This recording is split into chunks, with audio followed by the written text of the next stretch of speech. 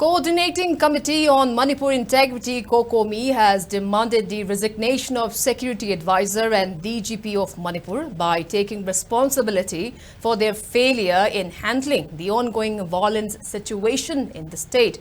In the press note, Cocomi maintained that the inaction of the Security Advisor, who is also the Chairman of Unified Command, has resulted to deterioration of violence in the state. Cocomi further alleged that in the wake of drone bombing and aerial attacks by Chin Cookie narco-terrorist groups to Meitei population, Security Advisor Kuldeep Singh and DGP Rajiv Singh have failed to intervene and give meaningful response.